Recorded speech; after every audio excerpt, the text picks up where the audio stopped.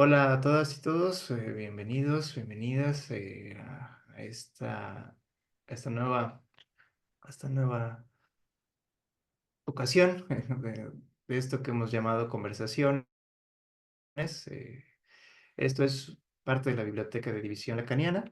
Es una actividad que, bueno, convoca en esta ocasión a tres participantes a conversar respecto a un libro, pero bueno, también he de decir que no es exclusivamente la conversación de estas tres personas, en este caso Erika, Juan, Paula.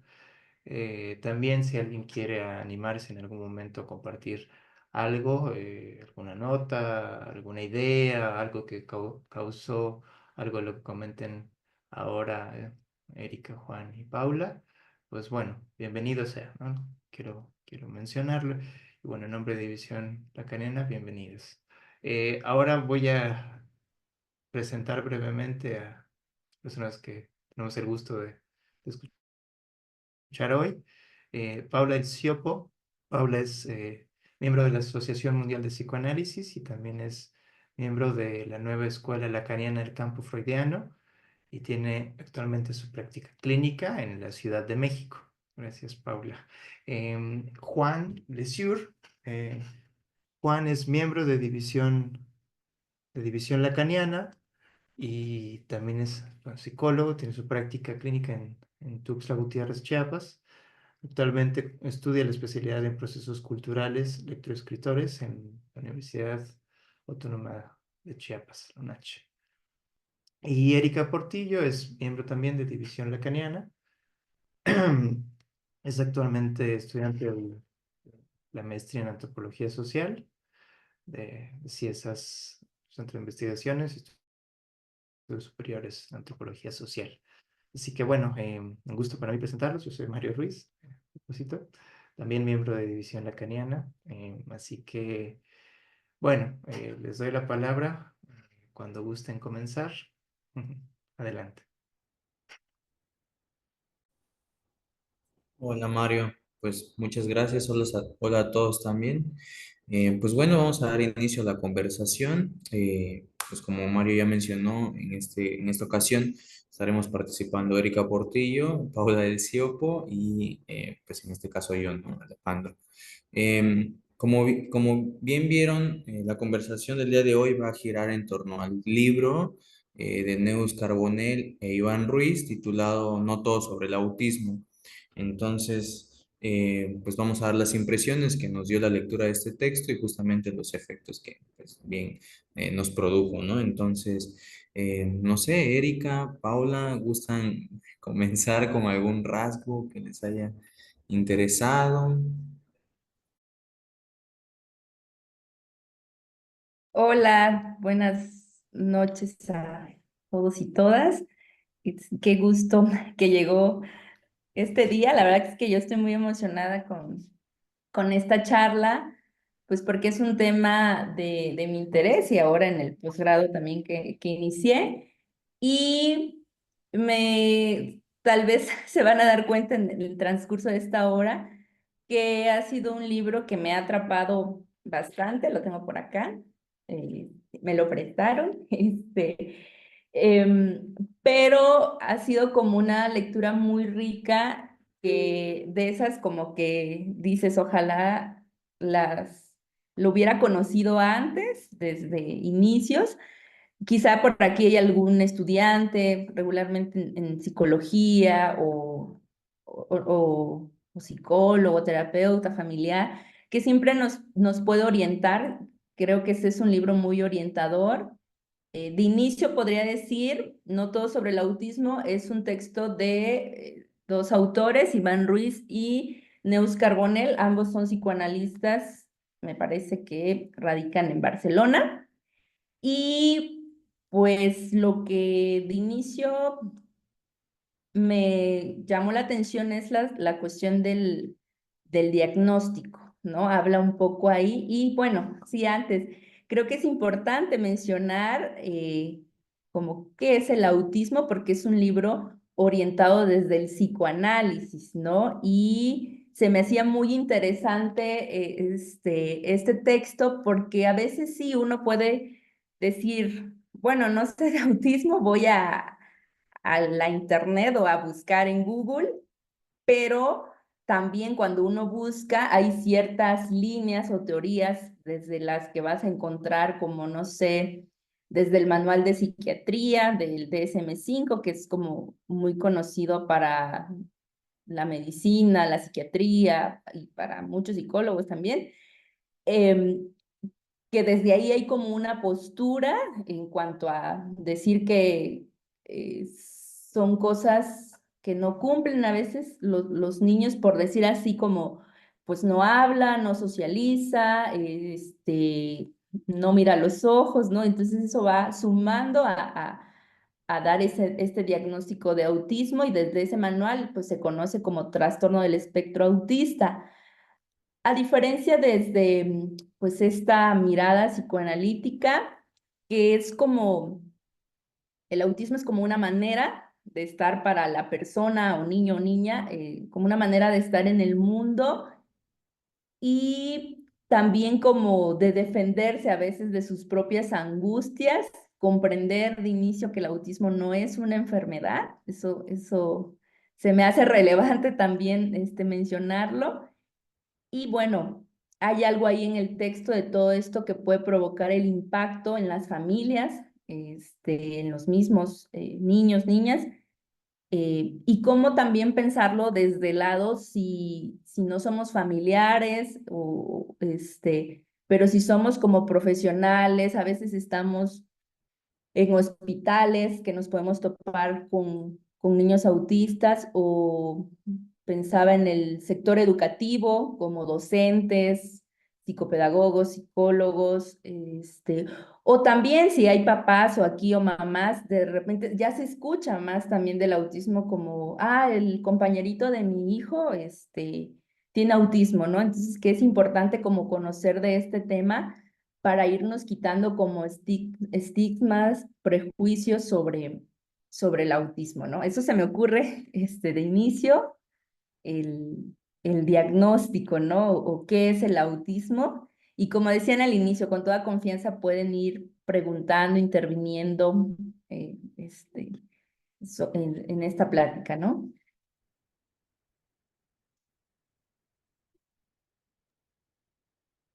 Bueno, buenas noches y muchas gracias por la invitación, por la presencia que veo que es bastante numerosa. Constato que es un tema que interesa y que preocupa y que somos sensibles al tema del autismo. Bueno, yo para arrancar diría que este es un libro al cual siempre vuelvo. No importa si estoy estudiando, sé, la forclusión del agujero, la voz del autista, los autistas en la escuela, los autistas y las familias, siempre vuelvo. Y esta conversación me hace pensar en algo que siempre lo hago automáticamente y ahora estoy con la posibilidad de haber reflexionado un poquito porque siempre vuelvo a este libro. Creo que es un libro que tiene la particularidad y es notable que puede abordar en un lenguaje bastante simple un tema que es sumamente complejo. ¿Mm? La verdad es que los temas del psicoanálisis son complejos, pero es muy importante hacer un esfuerzo por decir lo esencial. Lo esencial no es tan complejo, ¿no? Se puede decir en dos palabras, aunque alrededor de eso haya muchísimo más que decir y muchísima complejidad. Entonces, creo que también eso es un libro que está muy bien logrado en ese sentido, porque en la presentación dicen los autores, este libro tiene su historia, ¿no? En la última parte de la presentación. Y un poco ahí cuentan que, bueno, estos autores, tal cual como dice Erika, provienen de instituciones que trabajan con niños autistas y sujetos autistas, no solo niños. eh, y de alguna manera la apuesta de este libro es hacer que lo que el psicoanálisis ha pensado y trabajado sobre el autismo sea accesible a otros discursos, porque la verdad es que tenemos muchísimo que dialogar con los otros discursos, con el discurso médico, con el discurso de la neurología, con el discurso de la psicología. Yo, sin ir más lejos, en este momento estoy haciendo una tesina, sobre el método Teach, ¿m? Que es el método Princeps de tratamiento del autismo desde una perspectiva que no es la psicoanalítica, que es la cognitivo-conductual. Y creo que hay cosas que dialogan, por supuesto, y además la mayoría de los profesionales que trabajan con autistas en el mundo trabajan con el método Teach, con el método ABA, entonces tenemos que buscar los espacios de conversación. Creo que este libro hace puente, ¿no? Entre el psicoanálisis y otros discursos, y eso me parece fundamental. Sin embargo, también es un libro que marca la diferencia, porque claro, cada discurso se acerca a un determinado tema, en este caso el autismo, desde su marco teórico, desde sus coordenadas epistemológicas, éticas, políticas, clínicas. Entonces, bueno, de entrada también los autores dejan claro que muchas veces estos intentos, digamos, o sea que ya sabemos, ya es de común acuerdo, es una de las cosas que plantean los autores que trabajan Teach, es que no hay dos autistas iguales, ¿no? Que cada niño, cada sujeto no es igual que el otro, ¿no? Bueno, y sin embargo, estos métodos, a pesar de que reconocen eso, a pesar de que hablan de la individuación y de la importancia de que las intervenciones tengan algo de esto, no dejan de plantear un poco las mismas intervenciones para todos, ¿no? Entonces, bueno, de entrada el libro marca una diferencia en ese sentido. Dice, bueno, ¿cómo hacemos, no? Para plantear, cuestionar de la buena manera, de una manera respetuosa, que este ideal de lo mismo para todos eh, no le va muy bien al autismo, ¿no? Entonces, pero no se trata de pelearse, porque además nadie sabe cómo hacer con los sujetos autistas. Bueno, algunos creen que saben, ¿no? Y por eso, una cosa quería decir, este libro se llama No todo sobre el autismo, es un guiño para otro libro que se llama Todo sobre el autismo, que es de María Ángeles Martínez Martín y José Luis Cuesta Gómez, que son los coordinadores, y en ese libro, que es de otra perspectiva, que también entiendo que estos autores son de España, bueno, se llama Todo sobre el autismo, ¿no? Entonces, bueno, es un poco marcar que, no, la verdad es que todo sobre el autismo, bueno, imposible un planteamiento así desde el psicoanálisis, porque para cualquier sujeto, que ahora vamos a ir a hablar de esa categoría, no hay todo para nadie. Un segundo punto que me parece interesante de la presentación es justamente esto, ¿no? Que a pesar de que es un libro muy accesible, muy sencillo, muy coloquial, lo cual también habla de que esos autores entienden muy bien de lo que están hablando, porque cuando uno trata de traducir algo del psicoanálisis al lenguaje del otro, se hace bolas, termina repitiendo a la... no se entiende nada. Entonces, bueno, se nota de cabo a rabo que Neus Carbonell y Iván Ruiz saben de lo que están hablando. Cuando uno sabe de lo que está hablando, lo puede decir sin complicarse tanto la vida. En general es así. Primero uno se tiene que apropiar del conocimiento para poder transmitir algo, ¿no? Bueno, ellos dicen de entrada que en el libro se va a encontrar mucho la categoría sujeto, ¿no? Y se preguntan, bueno, ¿qué amerita que usemos la categoría sujeto? Y me encanta porque dan una definición de sujeto tan simple, pero a la vez tan compleja. Dicen, ¿qué es el sujeto? ¿No? Bueno, para empezar, desde la perspectiva psicoanalítica se le llama sujeto al ser que habla, al ser hablante, al ser que está implicado en el lenguaje. Pero ellos dicen, después de dar unas vueltas, dicen, el sujeto es la respuesta que cada quien da ante las cosas más cruciales de su vida. ¿Cómo responde cada ser humano frente a los retos más cruciales de la vida? Eso nos viene dando el sujeto, que por supuesto lo captamos a través de la enunciación, ¿no? No importa si habla o no habla el sujeto, ese ya es otro tema y ahí entraríamos en las complejidades del psicoanálisis. Pero esta es la perspectiva, ¿no? Que los sujetos desde el punto de vista analítico no son individuos que tienen conductas que podemos observar, medir, estudiar, sino que lo que nos interesa es escuchar lo que dicen o lo que no dicen, ¿no? Porque a veces los autistas dicen mucho sin decir nada, con sus acciones, con su posición, cuando quieren salir corriendo del consultorio porque no les pareció algo que nosotros hicimos, vaya si nos están queriendo decir algo, ¿no? Lo que pasa es que, como decía Lacan, tiene que haber alguien que quiera escuchar, en este caso quiere decir que quiera interpretar, que quiera leer, porque lo que produjo con sus acciones fue que el autista saliera corriendo y no que se quisiera quedar. O bueno, otra cosa, también puede ser que agarre la onda, que le interese algún juguete que tenemos en el consultorio, que se interese por alguna parte de nuestro cuerpo, por algún objeto.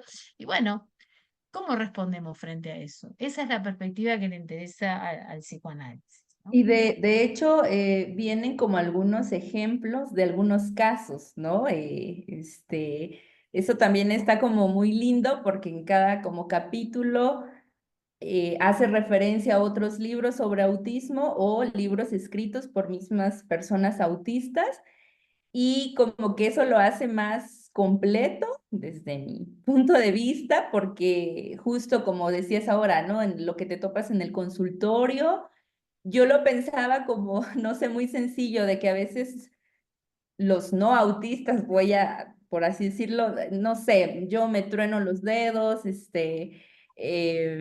muevo la pierna, ¿no? Y como esto que decís de esta manera, o esto de sujeto, que a veces para ellos son estas estereotipas, estos movimientos, que para muchos, desde un contexto, por ejemplo, escolar, lo pensaba es como, ¿qué pasa, no? Como desde lo normal, habla ahí también de la normalización, ¿no? Y que puede ser como eso, ¿por qué hace eso, no? Y lo uno a esto que planteas, Paula, del escuchar, ¿no? De cómo estamos escuchando al autismo y el libro va mucho por ahí invitando, ¿no? A de qué manera escuchar y es también cuando se refiere al tratamiento en el autismo, ¿no? Cómo tratar con el autismo, eh, porque justo como estas estereotipas o si el niño o este rechazo a la voz, a la mirada a veces de los niños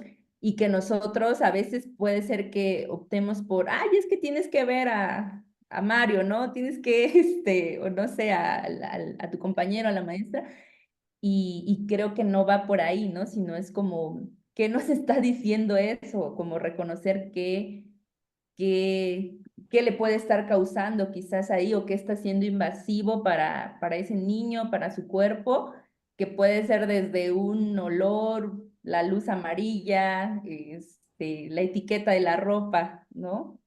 Eso se me Y de ocurría. hecho, esto que trae Erika es importante y es como el elemento que recorre todas las páginas del libro. Y es que, bueno, justamente el psicoanálisis con esta perspectiva del sujeto, que es el sujeto no es la persona, sino que es lo que la persona dice o no dice. Esa es la dimensión del sujeto, lo que dice, lo que no dice, lo que hace, en caso de estos sujetos. eh, lo que el psicoanálisis deduce es que el autista, todo lo contrario, si nosotros esperamos que el autista haga algo, justamente por esta dimensión que tiene el lenguaje, donde estar en el lenguaje es esperar algo del otro, interpretar lo que hace el otro, bueno, si nosotros vamos con la intención de que haga esto o aquello, más bien lo que va a hacer el sujeto es salir corriendo, ¿no? Mm. Precisamente de lo que no se trata es de imponerle o de esperar o de tener una intención demasiado evidente sobre él, y eso no, por todas las características del sujeto autista y su relación con el lenguaje, eso no iría como muy, muy bien, ¿no? Para lo que a él le pasa. Pero creo que Juan quiere decir algo porque abrió el micrófono. Creo que sí. Yo creo que es súper interesante esto que van mencionando ambas. Cuando justo estaba leyendo el texto, traté de como sacar tres rasgos que a mí me habían interesado, que era justamente el tema del diagnóstico, el tema del autista y su vínculo con los otros, y pensar también en esta diferenciación que justo tú mencionaste, Paula, de qué ofrece o qué tiene que decir el psicoanálisis, digamos, en contraste de los otros discursos, ¿no? Las neurociencias, la misma psicología, ¿no? O incluso estos otros discursos que, digamos, tienen participación de, como la pedagogía, ¿no? La educación. Y yo creo que me parece interesante esto del diagnóstico, cómo se piensa al autista desde la perspectiva del psicoanálisis, que es la del sujeto, porque, por ejemplo, en el texto se habla de que para el psicoanálisis no hay una normalidad, ¿no? Entonces no se sustenta desde ahí como para dar un diagnóstico. Incluso dice que el diagnóstico en este caso no serviría para distanciar a las personas de una normalidad, ¿no? Quienes entran en ese margen de normalidad y quienes quedan por fuera. Entonces yo creo que eso justamente es pertinente para pensar pues cómo o qué función se le da al diagnóstico en psicoanálisis, ¿no? Y estos autores muy bien lo mencionan, ¿no? Que el diagnóstico no sirve sino para nombrar justamente la posición sujeto, ¿no? Cómo el sujeto respondió a las contingencias de la vida que se le fueron presentando en dichos momentos, ¿no? Y creo que eso es interesante porque cuando Erika retomaba el tema de las estereotipias, pues justamente hay que pensarlas, digamos, desde dónde se responde a ellas, ¿no? Por ejemplo, en el ámbito educativo, las estereotipias, la ecolalia y todo este tipo de características que los autistas manifiestan, pues justamente son denominadas como disfuncionales, ¿no? Es que no sirve para nada, el que esté haciendo esto no tiene ninguna función y por lo tanto se tiene esta perspectiva de reeducar, ¿no? Al sujeto autista, ¿no? Recuerdo, trabajé en un centro educativo justo hace unos años, me salí por lo de la especialidad, pero recuerdo mucho a un niño autista que él tenía siempre dos tiras de foamy en las manos, aproximadamente de 30 centímetros, siempre las andaba en las manos y siempre jugaba, daba vueltas, las agitaba esto y el otro. Entonces lo que hacían los docentes era que se las quitaban porque lo distraían, ¿no? Entonces está como esta intrusión que se remarca en el texto, ¿no? O sea, reeducar al sujeto autista para que ingrese a la normatividad de la educación de la escuela, pero sin pensar que esta estereotipia o esta acción de tener, digamos, las tiras de FOMI cumplen una función para él, ¿no? Que es, como bien se decía, pues ponerle un límite a la angustia que el sujeto siente, ¿no? Los ruidos del salón, la propia sensación corporal, etcétera, etcétera. Entonces yo creo que pensar esto de la normalidad como por fuera de el psicoanálisis, pues permite justamente darle una dignidad a aquello que el sujeto ha construido, ¿no? Incluso hay un capítulo que se titula El autista, un trabajador incansable, ¿no? Siempre intentando regular esa angustia que se hace presente en la vida diaria, que todos lo sentimos en algún momento, ¿no? Como decía Erika ahorita, el comerse las uñas, el tronarse los dedos, el subir una pierna sobre otra y estarla moviendo, ¿no? Etcétera, etcétera. Entonces, incluso se mencionaba que el sujeto autista era el que daba cuenta como más abiertamente o explícitamente las condiciones de la humanidad, ¿no? Y su convivencia con todas las contingencias de la vida. Creo que eso es más o menos lo que quería mencionar ahorita.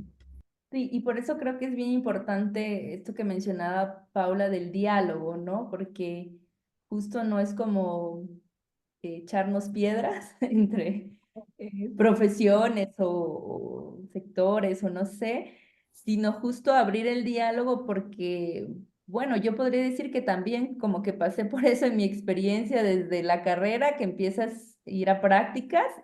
Y justo este libro me llevaba así a esos inicios, que fue en un CAM, creo que se llama, aquí Ujú. en Chiapas, no sé si en México, Centro de Atención Múltiple. Múltiple. Múltiple. Ujú. Y que es como esto de educación especial y era un grupo justo de solo niños autistas, ¿no? Y repensaba como em, cuál era ahí mi función, ¿no? Más de observadora, que estás en prácticas, pero cómo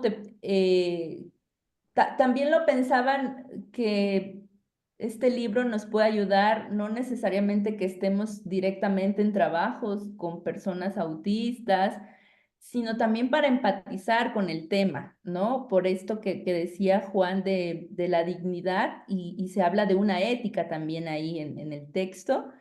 eh, y regreso también a esto de cómo estamos escuchando, cómo estamos abordando estos temas, ¿no? Sí. A mí de este libro, si bien siempre vuelvo a él, porque me ayuda por lo menos a atravesar la angustia de que, uy, tengo que otra vez hablar de autismo y cómo, desde dónde. Entonces me voy con Iván Ruiz y Neus Carbonell a dar una vuelta y decir, bueno, va, se puede, se puede.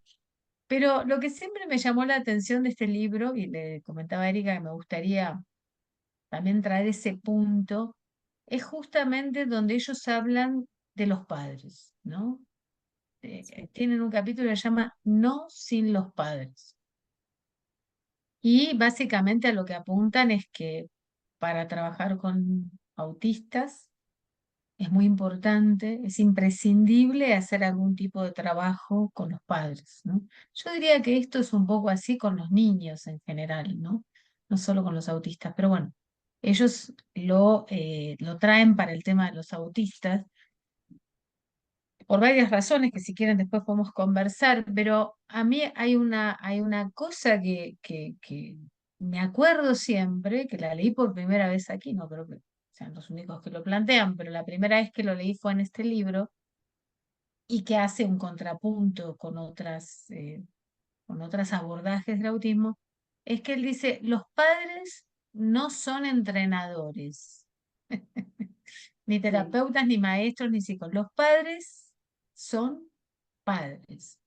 Y esto también es una cosa que le interesa mucho al psicoanálisis, porque nosotros hablamos de sujeto y, como ellos bien remarcan, en todas las cuestiones que tienen que ver con los cuidados del cuerpo, de la persona, los primeros cuidados en ese tiempo donde el niño es absolutamente dependiente de sus padres y que coincide generalmente con los momentos en los que se detecta el autismo.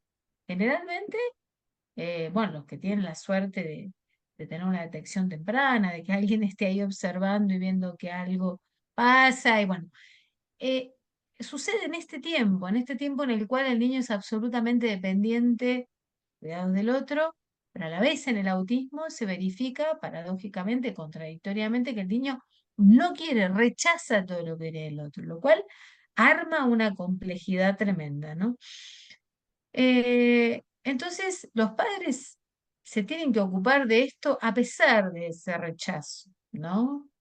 Y lo interesante es que ¿por qué los padres no son ni entrenadores, ni maestros, ni psicoterapeutas? Porque es justamente en esta forma no anónima, no estandarizada, no protocolaria, de dar los cuidados, donde los psicoanalistas reparamos que ahí se construye algo de la subjetividad, eso que nos hace singulares a cada uno. Por lo tanto, protocolizar esto, querer es una locura, ¿no? Pero además los padres son padres, ¿no? Y ahí es donde también es muy importante la forma en que nosotros, si trabajamos con niños, con sujetos autistas, qué disposición tenemos a intervenir de alguna manera ahí donde se arma un cortocircuito entre los padres y los niños por estas razones que nosotros, porque estudiamos el tema, porque nos interesa, tenemos más herramientas quizás que los padres, ¿no? Aunque los padres saben mucho más de ese niño que nosotros y eso nosotros apreciamos en el diálogo con los padres que nos lo puedan transmitir, sí los podemos orientar y podemos desangustiar o destrabar ciertas situaciones donde los padres mismos se están dando cuenta de cosas que ellos ni siquiera se dan cuenta que están dando cuenta. Bueno, Esas son las herramientas que nos da el psicoanálisis, ¿no? La posibilidad de leer, interpretar algo, que son estas dimensiones, modos de hacer de los padres, que a veces ellos los están poniendo en práctica, pero ni siquiera les han dado el valor de una invención que les está permitiendo ser padres. ¿M? Y es todo un tema, ser padre. Bueno, Sí, ese era como mi rasgo, como diría Juan, de esta conversación. Ese es el punto que a mí siempre me atrapó. ¿Cómo está abordado en este libro la relación con los padres y la disposición que como practicantes nos conviene tener si queremos trabajar con autistas en relación a los padres? sí, ándale, es como un trabajo que tiene que ser también con ellos, ¿no? Y pensaba justo cuando se toca el tema de los padres, de algo decía como de esto de la culpabilidad, de que siempre cualquier padre, madre, algo va a haber de culpabilidad hacia con los hijos y que también va a pasar en el autismo, ¿no? Y a veces cuando se preguntan de las causas o por qué les pasó, ¿no? Y cómo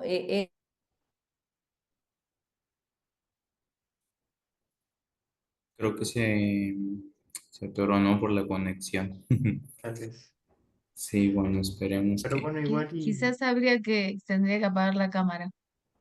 sí, pero tal vez me parece que se ¿Vas a apagó. comentar algo, Mario? Sí, igual y esperando que regrese Erika, aprovecho un poco igual la pausa. Em, bueno, me quedó sonando esto que decía Paula, disposición.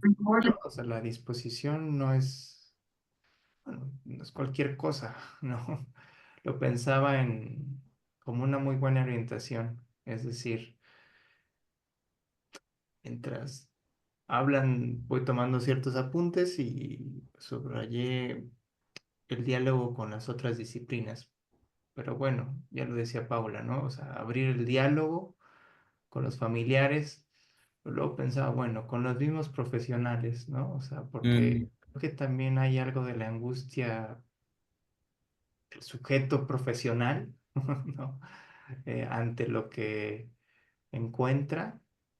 Y bueno, el analista creo que esto que señalan lo leo un poco así, me gustaría subrayarlo, ¿no? Como esa disposición también, esa posición está a disposición de esa palabra, ¿no? O sea, que bueno, claro, no se trata de estar en conflicto con las otras disciplinas. Las disciplinas teorizarán y practicarán lo que tengan. El asunto es, bueno, y la posición es estar también incluso bueno, disposición incluso de esa angustia frente a eso que se enmarca a veces como el autismo y a veces no se sabe de qué manera librar. Y no sé, incluso lo diré así, no los culpo, ¿no? O sea, porque incluso a veces para el practicante de psicoanálisis hay algo también de eso que se ve rebasado, pero bueno, la posición también es estar a disposición, ¿no? Entonces, bueno, eso quería mencionar un poco como para hacer Mm. eco. Quería agregar que incluso esas teorías también nos pueden aportar cosas, ¿no? Cuando Exactamente. nosotros tenemos que hablar con la escuela, ¿no? Mm, Nosotros somos practicantes y tenemos bajo tratamiento un sujeto autista, no solo los padres vienen así eh, ujú, demandando algún exacto. tipo de orientación, ¿no? Ujú. Sino también la escuela muchas veces. Y la verdad es que hay cosas digamos, una vez que uno capta la orientación y para dónde es que tiene que intervenir en cada caso, con cada familia, etcétera, la verdad es que hay otras teorías que también dan unos tips buenísimos, ¿no?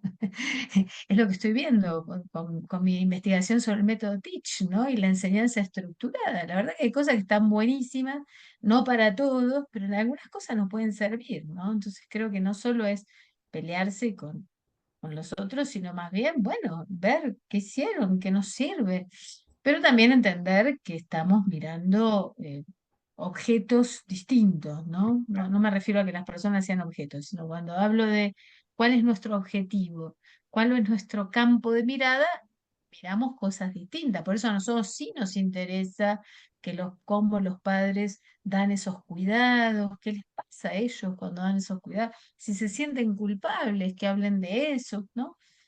Nos interesa, porque ahí se juega algo que al psicoanálisis le interesa mucho.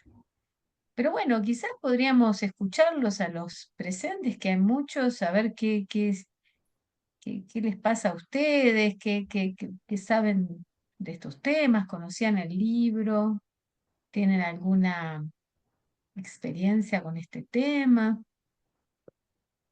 Anímense, es una charla. Sí, justo. Acá no estamos disertando, estamos conversando.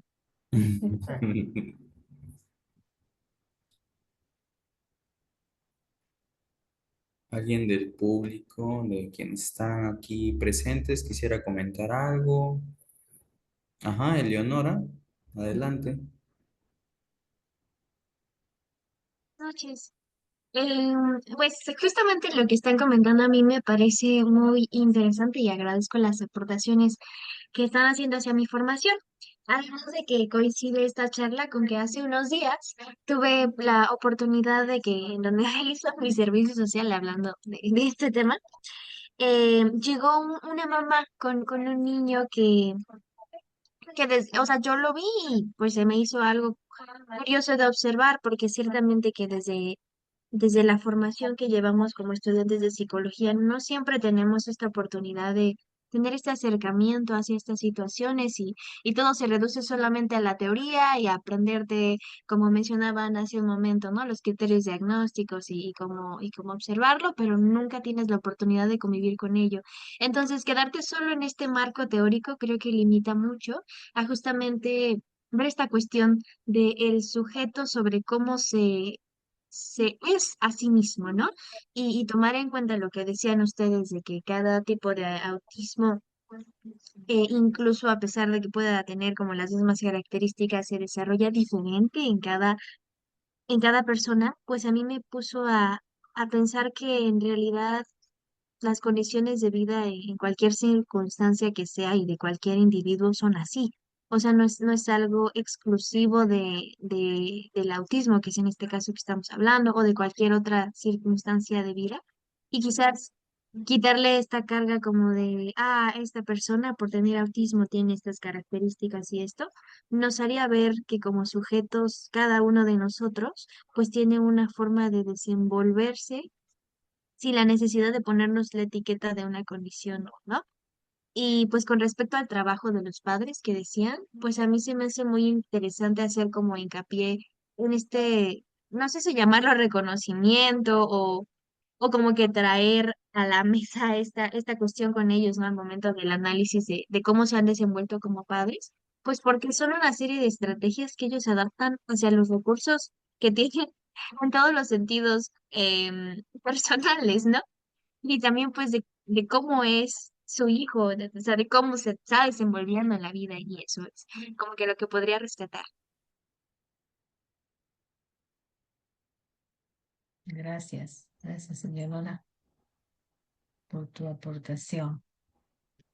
Sí, totalmente de acuerdo que hay que buscar siempre el rasgo particular, singular, de cada sujeto con el que trabajamos, independientemente del ámbito que sea, para darle un lugar a eso. Creo que esa es un poco la eficacia del psicoanálisis en el tratamiento del autismo, porque el sujeto, más allá de que hable, no hable, tenga, cuente o no cuente con el lenguaje, tenga, como decía Lacan, el goce en el bolsillo o se la viva toda la vida reclamándosela al otro, o esta cuestión del goce y el lenguaje tenga ciertas complicaciones como sucede en el autismo, los sujetos entienden mucho más el sujeto, no sé si la persona, pero el sujeto entiende y capta bastante bien la disposición del practicante. No porque no nos lo vengan a contar, pero uno se va dando cuenta por ciertos signos, ¿no? Para empezar, si si se interesan en su propio trabajo bajo transferencia en el consultorio, ya vemos que ahí hay algo que hace un poco de guiño, ¿no? Con esta cuestión de que uno le hace lugar a ese rasgo singular que trae el autista o el sujeto, independientemente de la estructura o de la relación que tenga con el lenguaje y con las satisfacciones, ¿no? Sí, yo creo que es bien interesante este tema sobre el rasgo singular o la singularidad del sujeto, ¿no? Y vincularlo con el tema de los padres, que había una parte ahí del texto que me había gustado mucho, que la pensaba tipo como que el discurso de los padres era como una manera de resistir también a la imperación de los diagnósticos de generalizar el autismo, ¿no? Decía ante el diagnóstico de autismo y ubicarlos en una generalidad, eh, solo falta o no queda más que hablar con los padres para que den cuenta de que su hijo tenga o no el diagnóstico de autismo es completamente distinto a otro, ¿no? Eso me pareció bastante bueno en este tema, ¿no? Que tiene que ver con qué hacer con los padres también, ¿no? Incluso me hacía pensar en el tema del diagnóstico que había introducido Erika también sobre los efectos del diagnóstico, ¿no? En el niño, en el sujeto y en los padres también, ¿no? Que también es un tema que se aborda ahí en este libro, que creo que es de suma importancia también, ¿no? Habla del tema de la segregación, el tema del encapsulamiento en el diagnóstico, ¿no? Entonces, creo que es un tema también Bueno, pero interesante. eso que traes, Juan, es importantísimo, porque también uno está o no en la disposición de hacer notar, porque esto es un dato, aunque a veces hay padres que solamente hablan del autismo de su hijo, es imposible que el Mm, diagnóstico, la etiqueta de autismo pueda abarcar todo lo que es esa persona, ese ser humano, ¿no? Pero ahí también uno interviene, ¿no? En decir, ah, sí, ¿qué hizo? ¿Cómo le fue? O sea, también uno con sus preguntas, no va a ir uno a decirle a los padres, no lo etiquetes como autista, pero cada vez que surge la oportunidad de que te hablen de la niña o del niño, de la persona y toda la singularidad que tiene, si uno se interesa a eso, provoca también en los padres el efecto de que eso se ponga en valor y sea interesante. ujú, Y eso tiene efectos en el sujeto autista. Ahora, si todo pasa como si estuviéramos entendiendo que es autista y nuestro tratamiento es para curar el autismo y no al sujeto, que es mucho más que el autista que, que, que hay ahí, que nos viene a ver cada semana, cuando uno venga a ver, bueno, entonces, o sea, además de tener la disposición, eso es escuchar subjetivamente también, ¿no? Escuchar analíticamente, decir, ah, mira, ahí me está contando una cosa que no tiene nada que ver con el autismo, ujú, que le gusta tal canción, que le gusta tal ropa, que hace tales cosas, que no le gusta esto. Bueno, si eso puede entrar, digamos, en una escucha, en una dialéctica, bueno, entonces también estaremos contribuyendo a que la mirada que hay sobre ese niño sea más compleja o se amplíe respecto de este punto, que obviamente es el punto que hace sufrir a los padres, al niño, y que es por el cual nos consultan. Pero tomamos la oportunidad de que nos consultaron para también transmitir que, bueno, que no es solo el autismo, que de quién es esa persona, qué le gusta, bueno, y esto genera cosas, tiene efectos inmediatamente, ¿no? sí, Entonces, Sí, justo ahí diste con el nombre, ¿no? Porque uno se pregunta cuando toma el libro que es No todo sobre el autismo y cuando llega a eso, ¿no? O sea, que no todo es autismo en el sujeto o la persona, ¿no? Que hay muchas cosas más para trabajar, para aprender de ello y en esta cuestión con los padres, ayudarles justo a que confíen, ¿no? En eso que están, que confíen en ellos mismos también, ¿no? En eso que están ellos haciendo, en esas invenciones, es acompañarles y lo sumo también con lo que decía Juan del diagnóstico, que no solo es dar un diagnóstico, ¿no? Que a veces se puede quedar ahí ya, ¿no? Sino es justo como acompañarles en ese caminar, ¿no? Hay Hay un un comentario, comentario. sí, si gustas lo leo rápidamente, es de Emma Ortega. Se ha dicho que en el autismo la competencia comunicativa o capacidad para comprender la cortesía o cuestiones pragmáticas sutiles no se desarrolla, pero sí se desarrolla la posibilidad de usar el idioma, lo cual podría parecer una contradicción. ¿Será en verdad una imposibilidad o será una elección del sujeto? Muy bueno. Mm. No sé. Y qué piensa Emma? ¿Cómo se llama? Emma Ortega. Emma. Emma, te escuchamos. ¿Qué pensás vos respecto de ¿Qué esta tal? pregunta que te haces? Adelante. ¿Qué tal? Perdón por no prender la cámara, que está muy oscuro acá. Pues Mm, e- en mi práctica docente he conocido pues estudiantes que han sido diagnosticados en el espectro autista y mm, pues a mí me ha parecido que más bien ellos eligen no entrar en esas dinámicas de la cortesía, de la amabilidad, porque veo que les parece hasta cierto sentido innecesario e incluso tonto, ¿no? Sonreír cuando no sí, hay que sonreír, preguntar cuando en realidad exacto. hay que preguntar. Y, y veo que cuando uno busca información para saber cómo, pues cómo entender o cómo actuar ante este tipo de situaciones, pues en la literatura, en lo poquito, ¿verdad? Que he revisado, pues viene esta parte, es que no se desarrolla la competencia comunicativa, pero yo digo, ¿será que no se desarrollará? ¿O será que más bien, pues, se elige no gastar energía en eso, por así decir? Mm, Era lo que yo pensaba. Gracias. muy interesante. Bueno, eso es justamente la diferencia entre la perspectiva sujeto, donde hay hasta cierto punto una elección inconsciente, no voluntaria, pero inconsciente, y la perspectiva, digamos, de las capacidades, los déficits, si la tiene, no la tiene. Bueno, ¿cómo pensemos Emma como docente? Si ella observa a un alumno y dice, bueno, a lo mejor no es que no pueda, es que no le interesa en lo más mínimo sonreír. En realidad es una ridiculez. Todas las normas sociales son una ridiculez.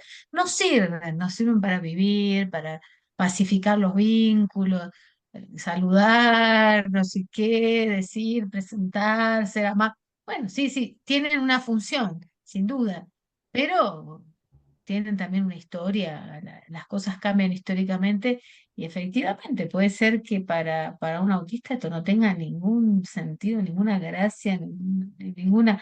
Es más, algunos hasta dicen en sus autobiografías que no entienden para qué hablamos. Esto que estamos haciendo acá tan a gusto, ¿no? De bla, bla, bla, bla.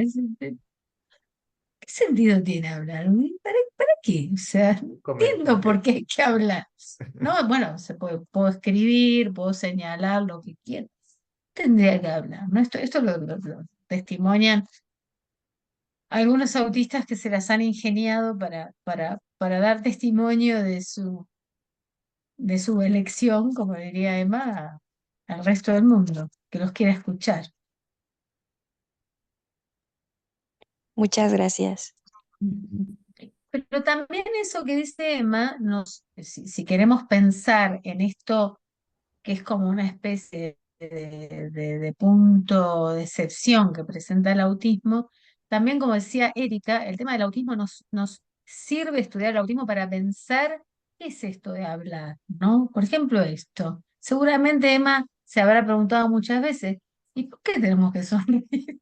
O sea, nos hace cuestionarnos que estar en el lenguaje es eso, es sonreír cuando hay que sonreír, es qué está esperando el otro de mí, bueno, ahora, tener una idea de que el otro espera algo de mí, esa complejidad es estar en el lenguaje y efectivamente en el autismo esto es diferente, ¿no? Esta idea de que hay un otro que espera algo de mí y no sé qué, es más bien aterradora en el autismo y por eso muchos prefieren hablar mecánicamente, o no hablar, o escribir, pero nos permite también pensar qué es esto de estar en el lenguaje, ¿no?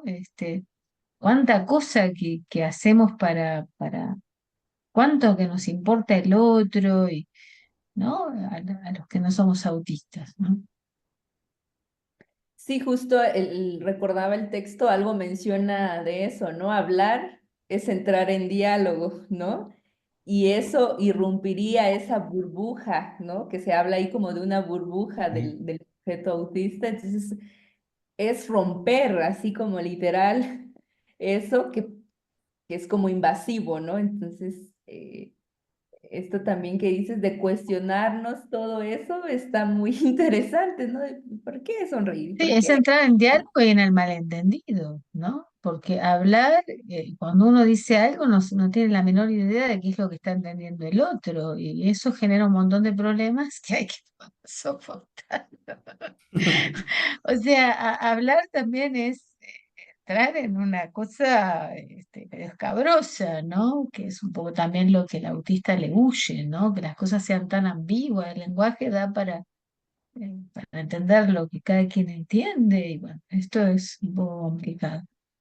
Para todos, pero más que nada para el autismo elige no enredarse con eso.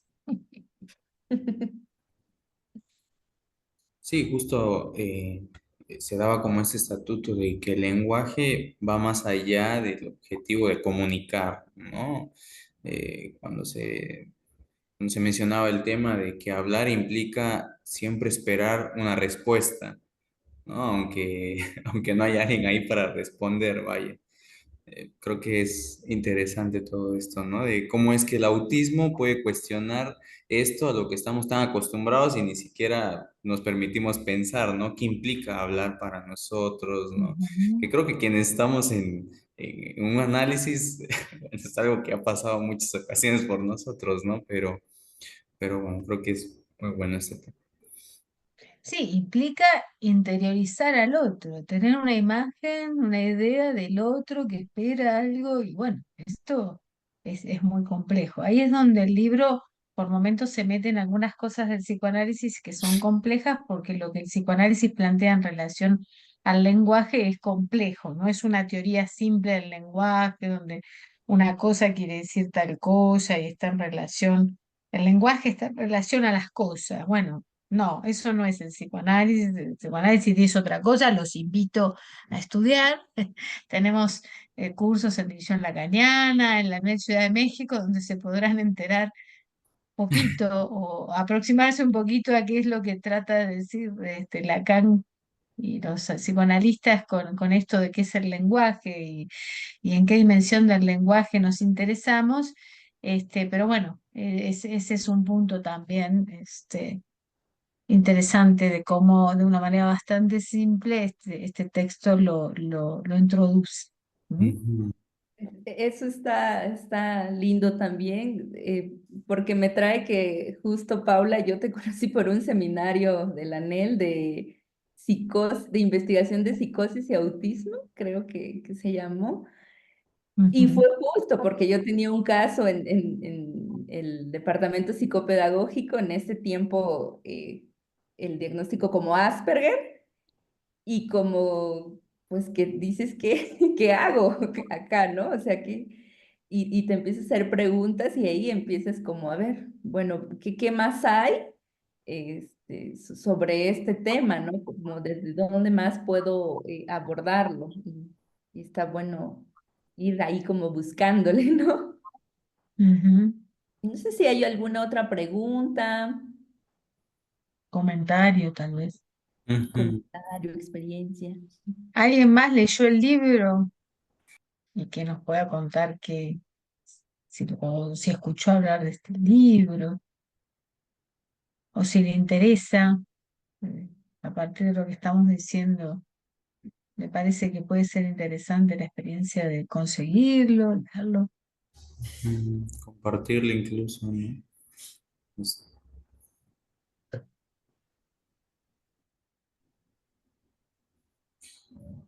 es- no sé, Victoria. saber Victoria. más. Ajá, Victoria Pantoja. Sí, hola, ¿qué tal? Buenas noches. Pues yo lo intenté conseguir, no tuve ahorita la suerte. Bueno, vi que estaba electrónico en Amazon, pero lo que sí pude ver fue el índice y me llamó bastante la atención. Especialmente porque no sabía yo cuál es el abordaje desde el psicoanálisis. Bueno, yo aunque soy una mujer ya mayor, recientemente estoy egresando de psicología, tengo otra primer carrera. Entonces me llama mucho la atención la presentación que han hecho ustedes y sí me invita a hacer la lectura de este libro porque no solo por la práctica profesional, sino también porque a nivel de casos más próximos en otros, en el ámbito más personal, digamos, también están presentes. Y sí me doy cuenta que hay un gran desconocimiento sobre la forma de abordarlo. Y algo que me llamó mucho la atención fue cuando ustedes también hablaron sobre los padres que no son entrenadores. Y eso creo que no recuerdo si esa fue la palabra exacta, ¿no? Pero esa parte me produjo muchas dudas, mm, y yo creo que experiencias como tales, cercanas en lo profesional, actualmente no las he tenido. Tengo un poco más desde un pariente cercano, y y pues yo nada más podría decir eso, que la presentación que están haciendo aquí sí me convoca a leer el libro, me parece muy útil y sí me abre la perspectiva a mirarlo distinto a como a la información que recibí en mi formación como psicóloga. Gracias. Sí, porque este punto me parece interesante y es polémico, porque justamente lo que otros métodos de trabajo con autismo proponen para los padres es un poco esta perspectiva, por buenas razones, ¿no? No hay que pensar de manera paranoica que el otro nos quiere hacer daño. O sea, la teoría cognitivo-conductual dice, bueno, los sujetos autistas pueden aprender, ¿no? Y de hecho está demostrado, hay un montón de evidencia acerca de cómo con determinadas condiciones muy estructuradas, apoyados en imágenes, tomando nota de las secuencias, del hecho justamente de que al autista le cuesta todo lo que implica lo simbólico, ¿no? Empezar, principio, medio, fin, ¿no? Todas estas categorías que van separando las cosas cuestan el autismo y hay formas de apoyarlos para que puedan organizarse y avanzar en un trabajo. Pero bajo esta perspectiva de que el autista puede funcionar si se le dan estos apoyos, empiezan a ver que el mundo es una especie de oportunidad para entrenarse. Es una cosa, piensen también que el método Teach nació en Estados Unidos, ¿no? En una universidad, en la Universidad de Carolina del Norte, y bueno, tiene algo de yo pienso, ¿no? Es mi lectura de esta cosa estadounidense de que todo tiene que ser eficiente, todo tiene que funcionar, pero un poco la invitación es a que todo funcione y que todo el mundo les esté enseñando algo. Pero bueno, hay una parte de la vida que no tiene que ver con enseñar y aprender, ¿no? Hay otras cosas. Es muy limitado pensar que el ser humano todo el tiempo está aprendiendo o enseñando algo, ¿no? Entonces, un poco para ahí va, ¿no? Es un capítulo, Victoria, muy breve, pero muy condensado, como muy denso, muy rico, ¿no? De orientaciones para los profesionales de cómo no hostigar más a los padres que además tienen que trabajar, tienen que llevarlos y traerlos, tienen que cuidar, y además encima los tienen, bueno, no, ¿a qué hora, no? Si trabajo todo el día y no sé qué, y además lo tengo que tener. O sea, esto contribuye de alguna manera al malestar y al malentendido, ¿no? Entonces, es una invitación a aflojar un poco con eso. Justo. Hay una manita levantada, Erika. Aile. Hola, buenas noches. Sí, bueno, pues yo en realidad estoy como, me siento como muy nueva en este tema, en tanto al autismo. Yo curiosamente llego al libro por acercarme a Juan, porque recientemente egresé de la carrera de psicología y entro a trabajar a una institución, a una clínica que se dedica a atender infancias neurodivergentes, ¿no? Y pues bueno, entro porque, pues vaya, recién egresada, necesitaba trabajar y bueno, dije, bueno, está bien. Ya había trabajado un poco con infancias, pero no con autismos. Y me topo con esto de que fue todo un reto realmente, o sea, para mí entrar a una institución en la que el trabajo clínico eh, ya estaba como dicho cómo tenía que ser, ¿no? O sea, desde elaboraciones de programas, ok, esos programas personalizados, pero un poco no tanto, decía yo, porque pues ya era como, sí, está personalizado, pero si cumple ciertas características que se parecen a este otro paciente, pues se usa el mismo programa. Entonces era, yo decía, bueno, ¿qué tan personalizado está esto, no? Y la verdad es que empiezo yo a tener un montón de confusión porque además, eh, pues bueno, el psicoanálisis me ha gustado, en mi formación he intentado estar cerca del psicoanálisis y empiezo a tener como un montón de, como, pues sí, ¿no? Como, pues sí, confusiones.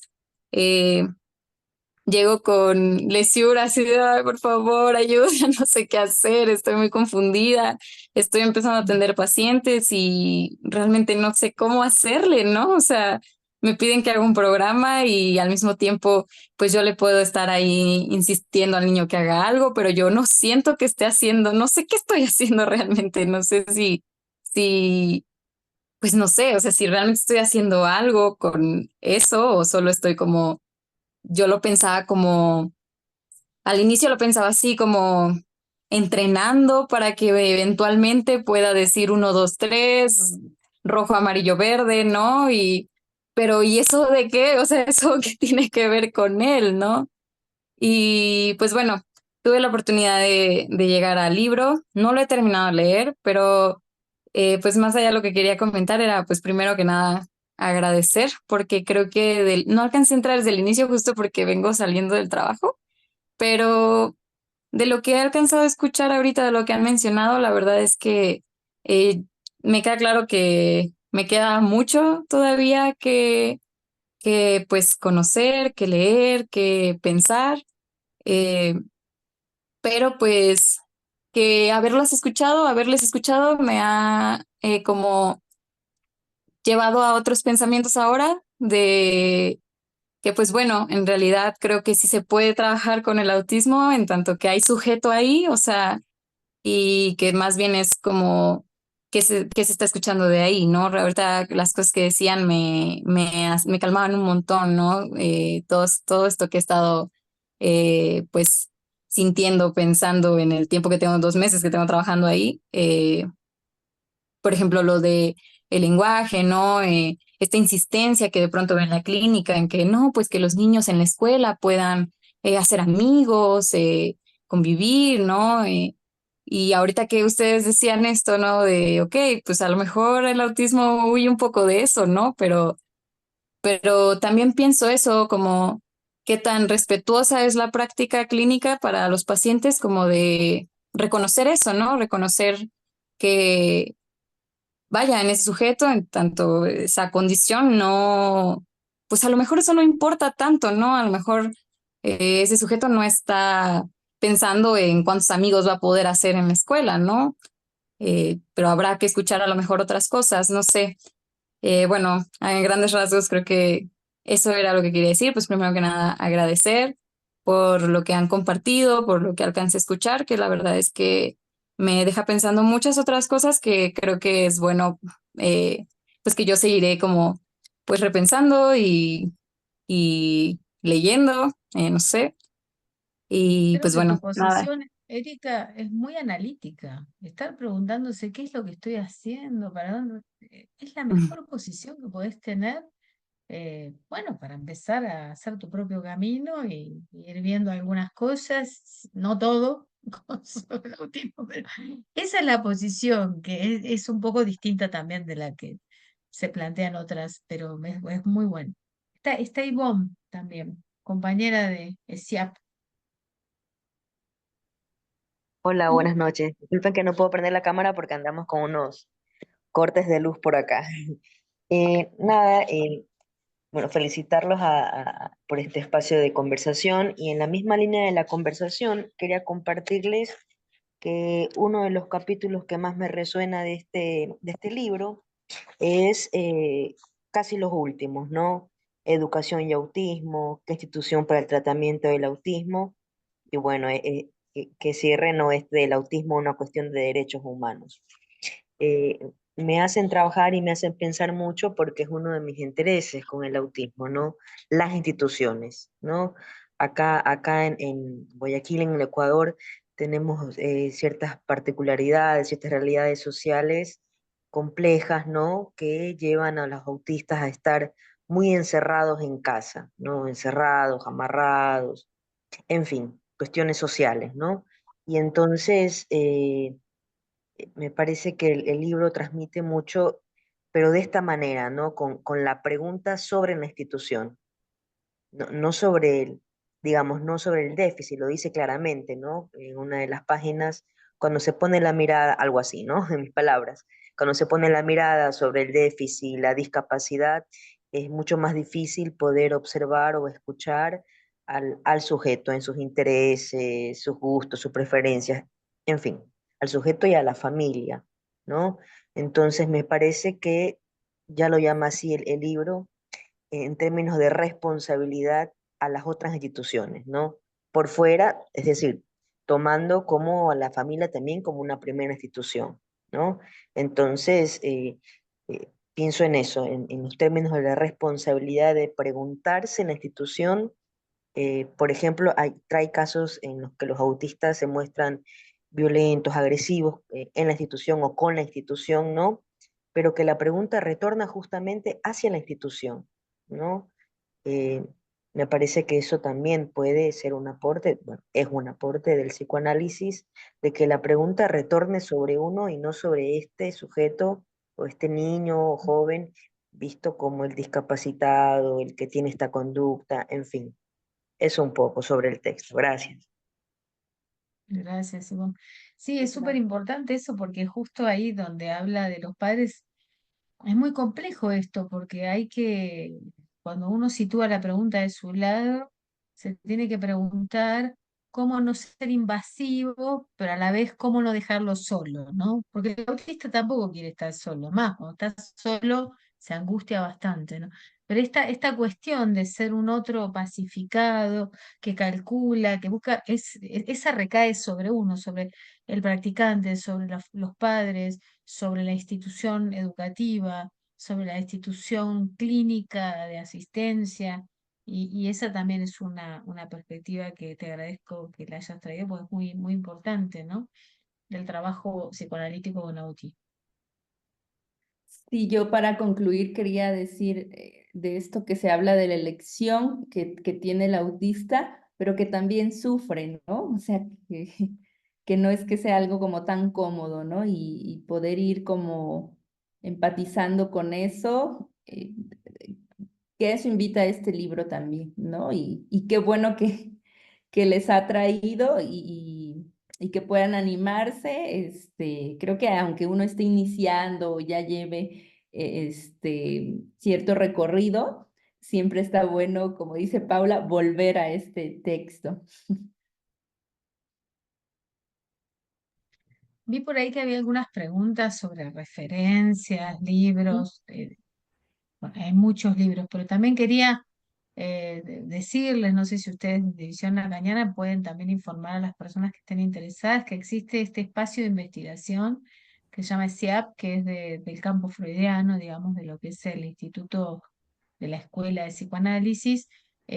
Bueno, ese es un seminario, pero ya empezó, ya está concluyendo, pero las cosas que surgen de ahí, de lo que es el instituto de la escuela, en relación al autismo, Hay una página, de hecho, del INES, con trabajos, textos, actividades que se han hecho, la Semana del Autismo, bueno, que me parece que sería bueno referir también a los colegas Mm. a ese trabajo que está orientado por el psicoanálisis y por la escuela y que tiene relación con el autismo. Ahí van a encontrar también bibliografía, boletines, revistas, textos, artículos, etcétera.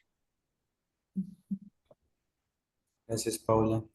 Gracias, pero sí, justo creo que es el link que acabo de compartir. Ahí está en el chat. Así que, vale. Ajá. De las páginas, ¿no? Ujú. Sí. Ujú. Excelente, sí. Pues bien, qué bueno que se animaron también de los que se conectaron, agradecerles también por el interés y Una que se participación. sigan sumando en otras fechas. Agradecer mucho a Paula que nos regaló este espacio para charlar y no sé si hay algo más o algún aviso. Pues solamente mencionar, ¿no? que la actividad de las conversaciones sobre los libros pues, se está llevando a cabo una vez al mes. Vamos a estar publicando justamente en las redes de División Lacaniana las próximas actividades que vamos a estar presentando y pues ojalá y quienes tengan la intención y el deseo de seguir participando, pues volvamos a encontrar por ahí, ¿no? Y pues nada, adelante Mario. Sí, bueno, aprovechando el anuncio, bueno, el siguiente mes es como, bueno, internacionalmente es a veces calificado como el mes de la salud mental. Entonces aprovechamos también esa inercia y también aprovechamos que es el mes, eso ya es para nosotros, es el mes de división lacaniana porque cumplimos otro año. Entonces, bueno, ese mes ya se lo compartiremos en nuestras redes, pero bueno, vamos a conversar sobre el libro de Psicoanálisis y Salud Mental de Eric Laurent, que es un Ujú. excelente libro también para, bueno, continuar pensando esto que ya mencionaron los colegas. Entonces, ojalá podamos verles también por ahí, platicar un poco. Si alguien también desea el libro, este libro que les estoy comentando, de alguna manera se los podemos hacer llegar sin promover piratería. Lo podemos hacer llegar porque es un libro ya particularmente sí viejo, bueno, me refiero al de psicoanálisis y salud mental, pero bueno, para seguir conversando, que eso es lo rico, y gracias por por el espacio, por llegar y también tomarse unos minutos más de lo planeado. Paula, Juan, Eric, nos vemos. Muchas gracias. Bueno, muchas gracias, buenas noches. Estamos en contacto. Adiós. Gracias, Bye. Gracias, gracias, Paula. chao. Buenas Chao. noches. Hasta luego. Muchas gracias. Hasta luego. Hasta luego. Adiós. Gracias. Hasta luego, chicos. Chao, chao.